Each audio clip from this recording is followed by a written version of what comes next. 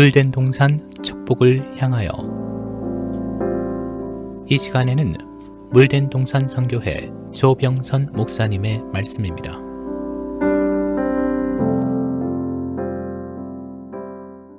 조병선 목사입니다. 교회는 하나님께서 천하를 치리하시는 하나님이심을 알고 믿는 사람들이 모이는 거룩한 곳입니다. 거룩하다는 것은 세상과는 구별된 곳이라는 뜻이지요. 그런데 세상에 몸담고 살던 사람들이 모이는 곳이기도 합니다.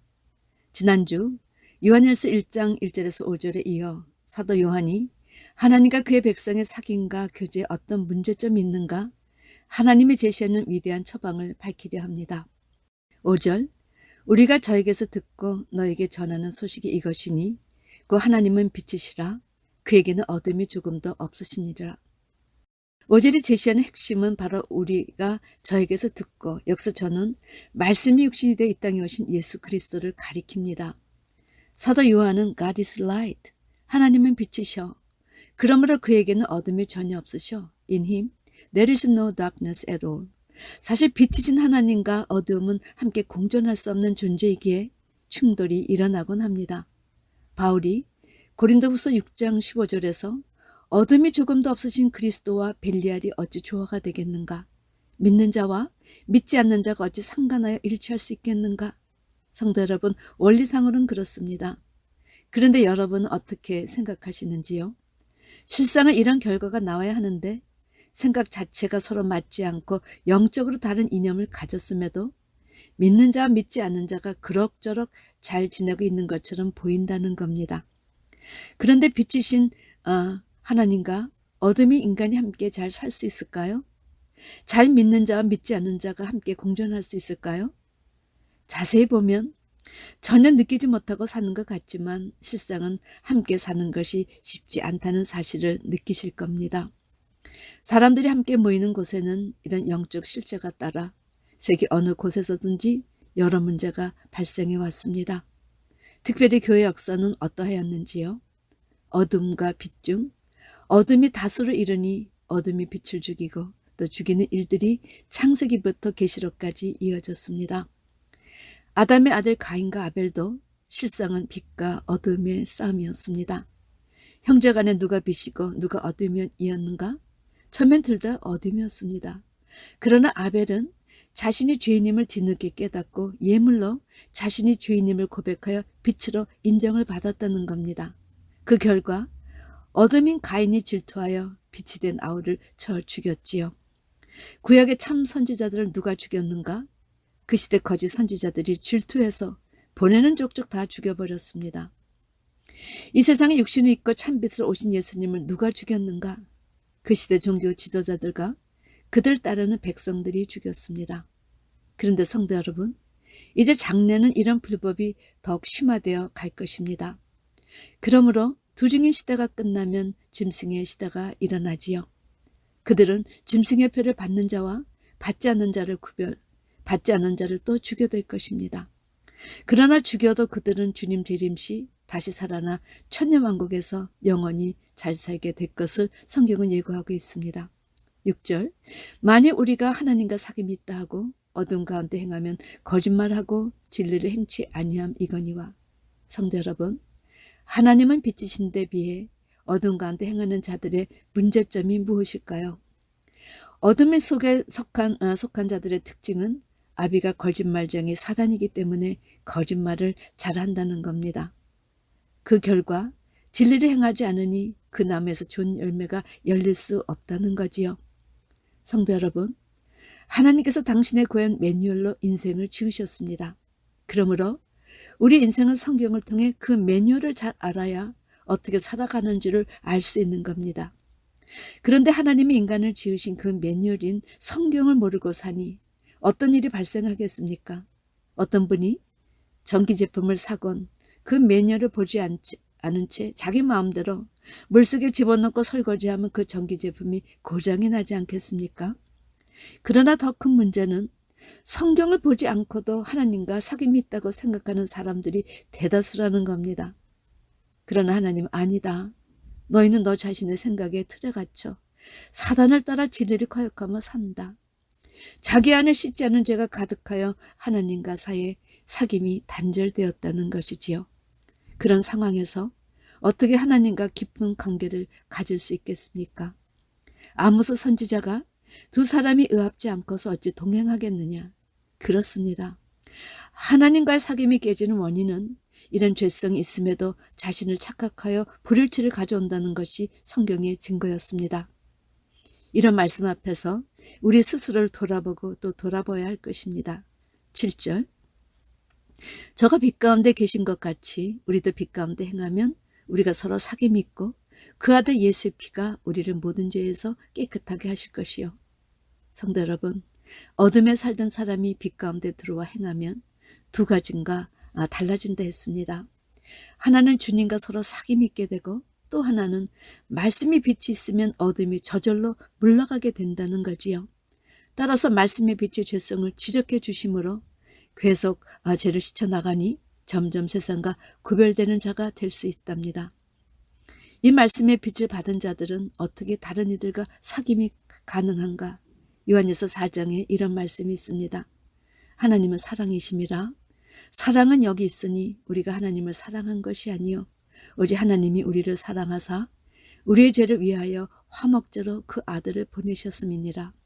사랑하는 자들아 하나님이 이같이 우리를 사랑하셨은즉 우리도 서로 사랑하는 것이 마땅하도다. 하나님의 그 크고 넘치는 사랑을 받는다는 것은 그가 하나님을 사랑하기 때문입니다. 그런데 거기에 그치지 않고 하나님은 그 넘치는 사랑은 남을 사랑할 마음까지 갖게 됩니다. 관심 없던 자에게 관심이 가고 멀리 있던 사람들하고도 사귐이 일어나지요. 사랑을 주려는 사람에게는 따뜻함이 묻어나오고 자꾸 남들에게 무언가 주고 싶은 겁니다. 이 말씀을 읽기만 해도 마음이 따뜻해지고 사랑하고픈 마음이 생기지 않습니까? 성도 여러분, 빛된 말씀을 붙잡아야 어둠인 죄가 드러나고 말씀으로 드러난 그 죄를 씻어야 세상과 구별된 거룩한 삶을 살 수 있다 하셨습니다. 그런 의미에서 우리의 신앙생활은 이 7절 말씀의 원리인 사귐의 원리를 깨달아야 장성해질 수 있다고 생각합니다. 8절 만일 우리가 죄 없다 하면 스스로 속이고 또 진리가 우리 속에 있지 아니할 것이요. 하나님은 의인이 없되 하나도 없다고 하셨습니다.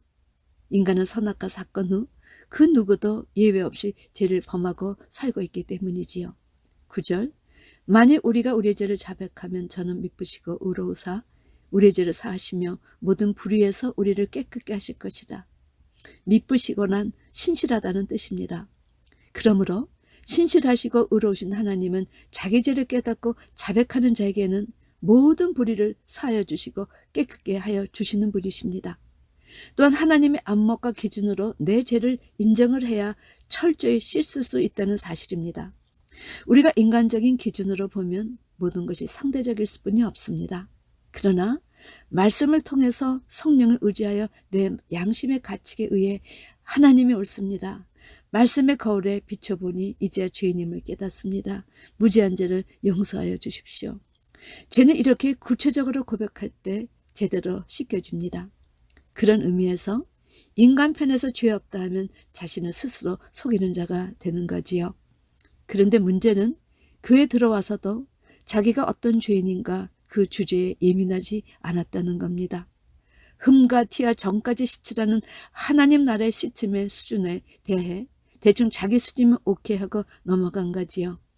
하나님은 죄의 그림자도 싫어하시는 분이신데 자기만 괜찮다 해서 되는 것인지요. 잠언 기자는 자기의 죄를 숨기는 자는 형통치 못하나 죄를 자박하고 버리는 자는 불쌍히 여김을 받으리라 고백했습니다. 다윗은 자신의 죄를 숨기고 사니 죄의 손이 주야로 눌러 진에게 화하여 여름 가뭄에 마른같이 되었다고 고백했습니다. 죄를 숨기기 위해서 거짓말과 자기 주변에 있는 모든 것을 조작하다 보니까 그런 결과가 나왔던 것입니다. 성경은 하나님과 우리 사이의 사귐이 단절되면 그 결과로 죄를 짓게 되고 그로 인해 모든 축복을 상실한다고 예고하셨습니다. 하나님의 말씀이 내 마음에 없다는 것은 정말 비극 중에서도 가장 무서운 비극입니다. 그러므로 믿지 않았을 때와 진리의 말씀을 붙잡고 살 때의 차이는 하늘과 땅만큼 그 격차가 있다고 해도 과언이 아닌 것입니다.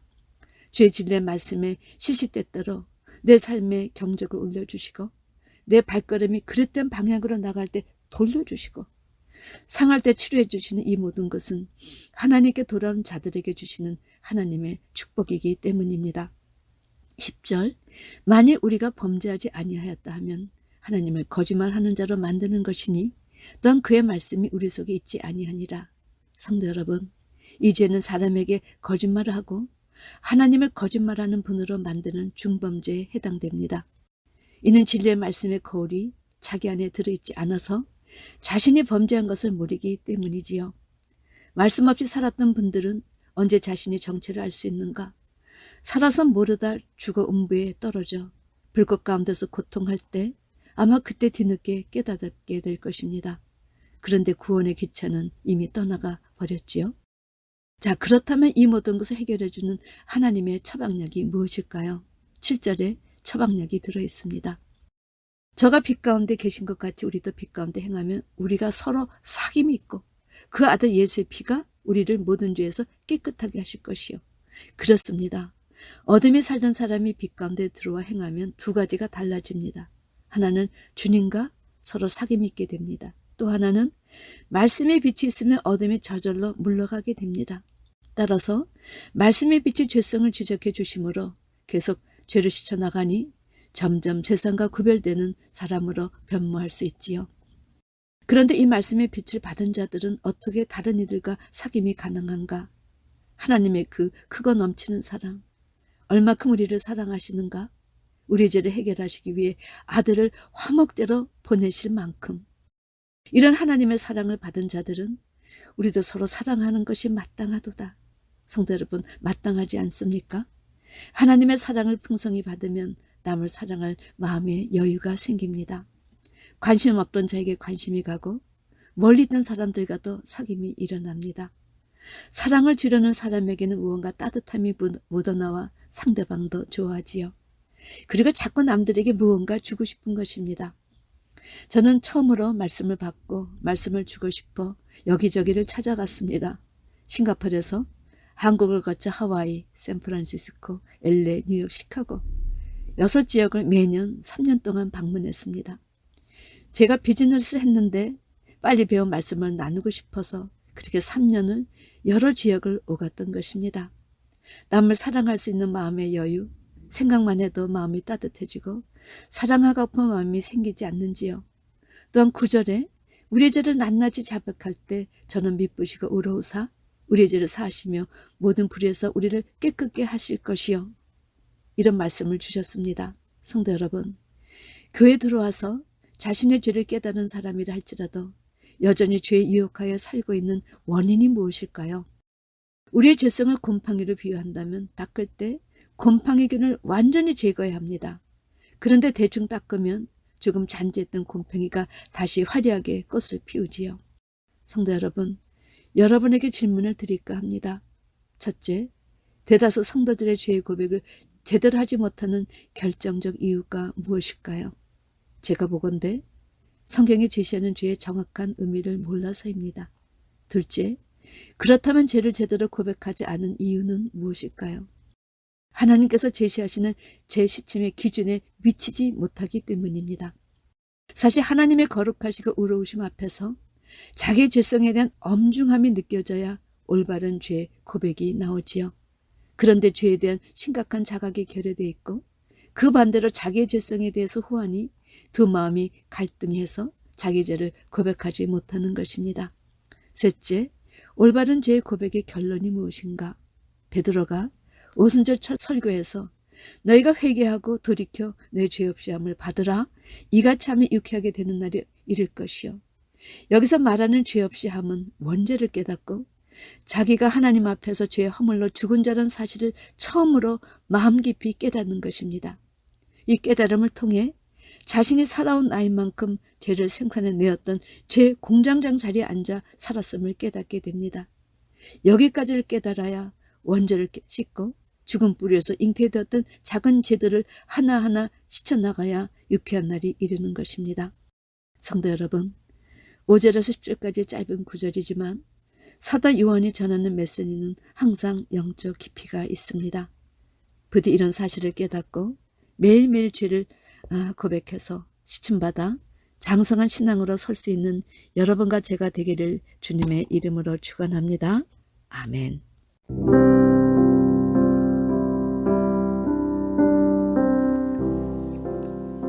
물된 동산 축복을 향하여. 지금까지 물된 동산 선교회 조병선 목사님의 말씀이었습니다. 물된 동산 선교회는 540 앨런데일 드라이브 212호 윌링에 위치해 있으며 상담 문의는 전화 847-341-0330 341-0330번으로 연락 주시기 바랍니다.